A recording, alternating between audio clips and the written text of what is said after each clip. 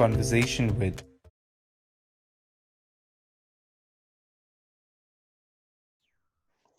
Hi everyone, we have Valeriya Vakutina with us today.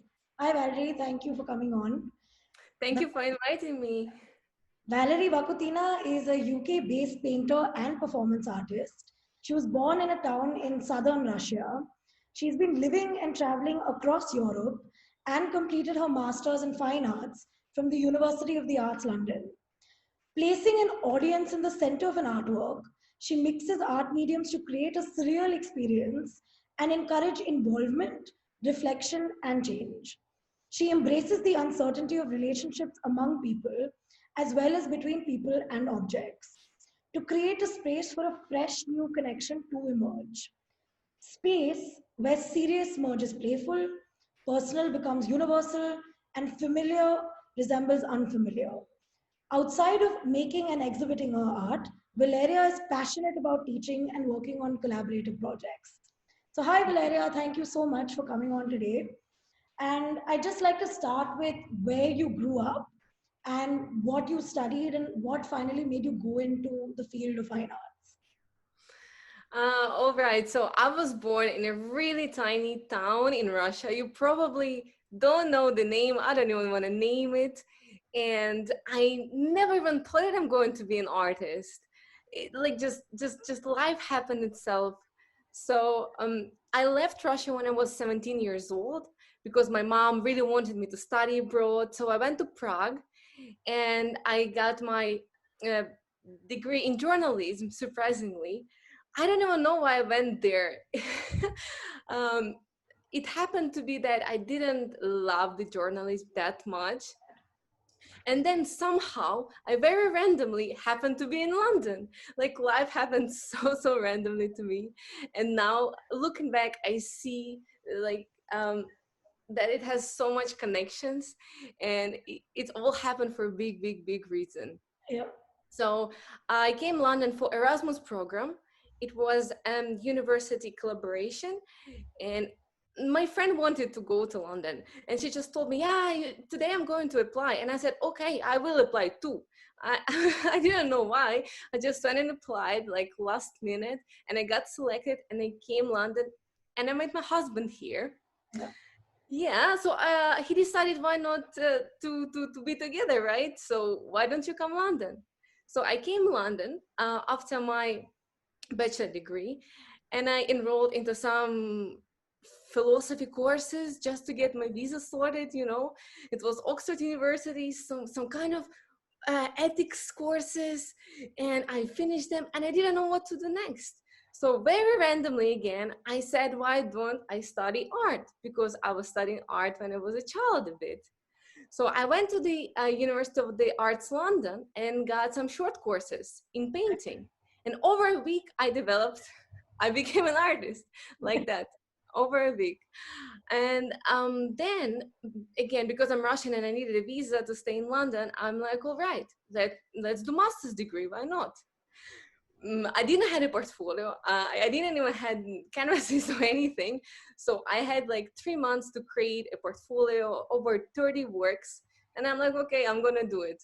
So basically every day I was painting whatever would come to my mind, trying to find my way. And yeah, somehow I got into the Wimbledon College of Arts. No, And that's great. that's how Yeah. my artist career began. And how did you switch your artistic leanings from painting to performance? How did that happen for you? All right. So in my life, I prioritize experience as the most important thing. We are all humans. We are all here to experience new things. And I never wanted to be something specifically. I give my mind this um, freedom to experiment and to see where else it can take me. So basically, one day at our university, they invited us to make a presentation about your art. And Yeah. I was sitting at night and I was thinking, how would I talk about my art? I didn't even know what I really want. So I decided I will just speak from my heart. I was just try to embrace this energy in me, and I started off with saying I was born as this pure energy and I was transforming. And somehow my presentation became a performance. Right. I was thinking, okay, I feel like I want to be in this white dress, and I feel like I just want to touch people, Yeah. to give them my energy. And after the presentation, one of my tutors said, "Oh my God, that was one really great performance." Yeah. And I'm like, now I am a performance artist. Right. And that's how you grow. So that is how I kind of transitioned. And how important is space plus audience participation in your work? Plus, how important is it for you to do collaborations? Because I think through collaborations, you get a lot out of it always. So, what is your experience being like generally? All right. So, at the core of my practice, on one side of it, I really love these theatrical elements. I'm very center of attention person. Maybe because in my childhood, my dad never gave me much attention because my parents divorced. Yeah. It's some psychological trauma, but I always wanted to be in the center of attention, and I always wanted to be close to people, Yeah. and I always wanted to give this like some lights, some color, some weird costume, some just make the space very different, transform the space. This is one side of me, very this kind of over the top. The other side of me, though, is very trying to find this peace and this relaxation, and trying to find an everyday object and an everyday act important. Let's say just when you like wash the dishes, it can be an art, just do it with your fullest attention. When you talk to a person, to your husband or to your mom, make this conversation the most meaningful and most important thing that ever will happen in your life. This will be your artwork. So I'm trying to emerge this very simple small action with this big let's make it happen show stuff. Right. That's why for me, um, space is important to make this boom, to bring people here, to bring their attention to me and to the space. Absolutely. On the other side, I want to find this really true and honest connection with everybody. I don't know how to do it yet. I'm trying one by one. In this moment, I'm just trying to touch people because it's the most obvious way, but it's Corona. So I guess I Absolutely. have. So right now, performance art is a bit, yeah. Yeah, Imaginary touch for now. absolutely. So I, I will have to try to find some other way to get really close to people. Maybe this, this small talk, this even the whole energy exchange, Yeah. that is important for me. So the audience and our experience that I'm getting from them and they're getting from me, this is what the reality of my art. All this physical stuff, all this I don't know, this light and the installation, it's all great and fun, but I think it's rubbish and I use it only for attention bringing. Correct. That's great. Yeah. And Yeah. do you have any role models or anyone you look up to, or not even aspire to be, but someone just who you look up to as an artist? And also, just, like you said, in your everyday life. So, if there's anyone you look up to in everyday life, anyone you look up to as an artist, and like what sort of support are you getting currently from your friends and your family in order to move? All right. So I always struggled with clearly identifying my inspiration. Right. Okay, so part of our program where you and me went at Wimbledon College of Arts Yeah. was to identify your inspiration points. Yeah. And I always got the low marks on it because I just couldn't. I was looking for artists, yes, they were great, but I couldn't find the way in which I am connected to them. Yeah. um I don't know, let's say I like Maria Abramovich because she's so brave woman and she was she I like her as a person, but I don't love her as an artist. I love some artists how they work with light, but I cannot tell you exactly that, three people with whom I see myself clearly identified. Right. But of course I cannot not mention that my closest circle it means a lot for me, specifically my husband. He's from Pakistan, I'm from Russia. We are very from different worlds.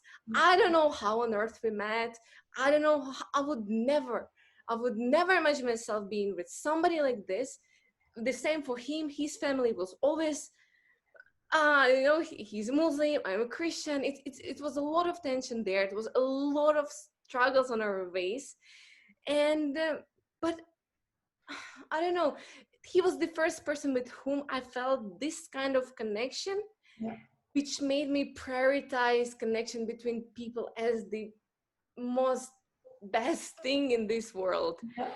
So this is how I started to look at other people as the main source of energy. I Before I was a bit egocentric and I tried to be, okay, I'm the artwork, look at my beautiful painting. And now I'm like, no, that's not the case. This is nice.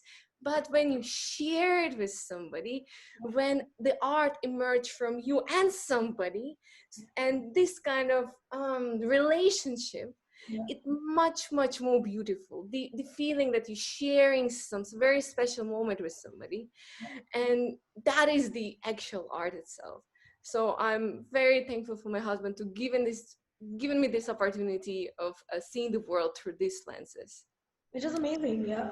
And you were just talking about how performance artists, especially during the time of COVID, has become super difficult, of course. But you have a huge social media following. And do you think that now a lot of people that won't originally say on social media have gotten onto those platforms due to this pandemic? And what do you think constitutes for like a real and a good social media, just post and like as a story or just your presence on social media? What do you think about that? All right. So first of all, I want to say straight away, I'm not a social media person, which it may appear like half of my followers are not even real as everybody else. I was really stupid at some point and I was really looking to get this followers base, and I've done it with some not great face. And okay, so my advice on this, not take it as a professional, Yeah, because I am not a professional there and I'm not trying to pose myself as this social media persona. yeah, However, all right, so there are different categories of art, which I think are the best for Instagram, because obviously Instagram is the visual platform, yeah, and people are not going to read those huge texts unless they really love your picture. And let's say for me as a performance artist, it's sometimes really hard because I want to show something which can't be really photographed in an amazingly beautiful way, yeah. and people would just skip it. However, if you're a painter or a sculptor, I think it's the best platform. You have to use it, it's a must. So every time I paint something, I would definitely post it. But with performance, it's just a bit harder. And yes, maybe with performance, yeah, try some other ways of getting there. As a, So yeah, that's all I can say. yeah, However, yes, of course, just be honest. This time people want the originality. yeah, If post something ugly, post something crazy, post yourself with your artwork in the morning or yeah. something, I don't know, but just be yourself. That's it. That's the only advice I can tell. Yeah, that's really good advice. Yeah. And so you told us how you got into your masters and how you finally decided to get there, of course. And is there anything that you've really taken back from your master's course that you perhaps hadn't, like at the beginning, of course, like you said, one of the major switches as an artist was you moving from, say, painting to performance artist. But is there anything else that you learned? Like you said, like you yourself could not find inspirations when they asked us for. So that's something you know about yourself. But is there anything else that you would say you'd learned from the master's course that's really helped you, whether in your art, in life, anything? All right. Well, number one, you don't have to go to art college to be an artist. And if anybody watching this and not sure, yeah, I don't have a degree, my artwork is maybe not that beautiful, it does not matter. Oh my God, I went to the college, I went out of the college. I didn't produce amazing artworks because it was so much pressure, right? I was under so much pressure. My final performance was honestly a disaster. It was a lot of conflicts with my tutor because we couldn't pass the safety regulations, Yeah. and it just puts you into something. Yeah, it Yeah. has to be like this, has to be like this, has to be like this. Yeah. It Yeah. yeah, I cannot say that I learned a lot in a practical way, Yeah. in a way that my practice became very certain, and I became a fully um, professional artist through college. It didn't happen. However, the connection that happened there, let's say us, like I would not be here talking to you, and there's so many other people with whom I got connected, and that brought me to the art world. Also, the experience of exhibiting things, it Yeah. helps a lot. I Yeah. would be so unconfident to exhibit my things, and now I saw so many people with my work is average, everybody's work is average, let's just show it to the world and not think about it too much. Yeah, let's create it somehow. It gives you this courage to just collaborate with people and try to put something on. However, yes, you can always do it independently as well. Yeah. Just go and approach people, approach galleries. This is the main thing that my MFA taught me. And of course, it gave me this freedom that your art doesn't have to be anything in particular. You don't have to know how to paint perfectly to be an artist. There is such a large range of people there with such a different artworks, and everybody got respect. We treated everybody with respect, and this taught me that yes, my work is respected, and other people's work is respected. Doesn't matter if it's personally I like it or don't. Absolutely. Every art is legitimate as long as you put your effort and believe in there. Absolutely. So, like you correctly said, you felt like your connections and your collaborations were something that really helped you. So, even like Grayson Perry did say in one of his speeches in Wimbledon about how important just collaborations are and how it's important to be nice and affable and like make relationships. So, what have you gotten out of your collaborations with all of us? We all put up art shows together for those 2 years and it was a great experience. So, do you think you learned a lot there as well? And even about interpersonal relationships, plus just the varied sort of artworks, plus even having to work a space together with just so many people and needing to work together. So, what did you like take away from all of that, basically? All right. First thing that comes to my mind when we had our first exhibition and we had this massive conflict. We couldn't understand who is a creation team and who is an installation team, and we were just arguing, and we had these negative emotions. I was like, what is happening? Oh, that was just so much fun. But I think you have to go through all those steps Absolutely. to find the key to all kind of people. Yeah. All right, so it's really hard to work with people in a team where there are like 5 or more people. It's just so hard, Absolutely. and you have to just put yourself a bit down, put your ego a bit down, and be open to learn from everybody. If Absolutely. even if you doesn't personally admire the person, there's always something you can learn, and this is your opportunity. And don't try to be naturally I'm a leader, but I learned that never try to be a leader in a collaboration, Yeah. because it's not about you being a star, it's about you doing your role perfectly. Yeah. So just know what is your role in the group and focus on doing this perfectly. Do not go to everybody else and try to give them some advice how to do their job. Don't try to teach them. Oh, it's just useless. And when you work one to one, because I had many collaborations one to one with different artists, it is also really hard because usually one of the person is more dominant than the other, and I was in both position. Right. Once I was in a collaboration where the artist was imposing her vision on me, and I was a bit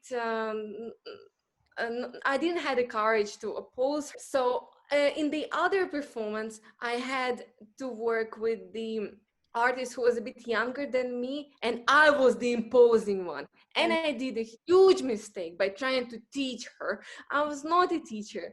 So always try to find this balance between being imposing and being imposed upon.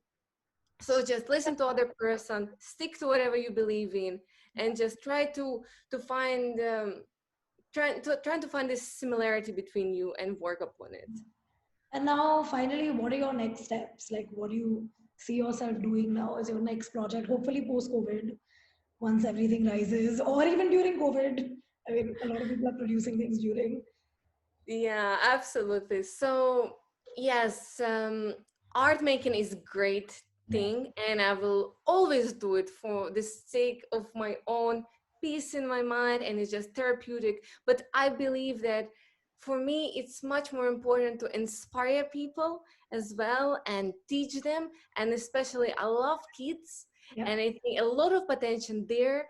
And I believe that if you teach a kid, the, you teach their, you change their whole life, and what can be better if you can be this positive change in somebody's life. I Right. remember some great teachers I had, and I still remember them, and I still thank them in my mind all the time. So I really want to be that person in somebody else's life who would just tell that you are strong and you can do this, and just be open to the world and be kind. So I really want to be the teacher, really. And of course, I want to collaborate with other people because I really seek these honest connections in between us. Right. So for me, it will be two main ways to go. And of course, as an artist myself, I will keep developing my own practice.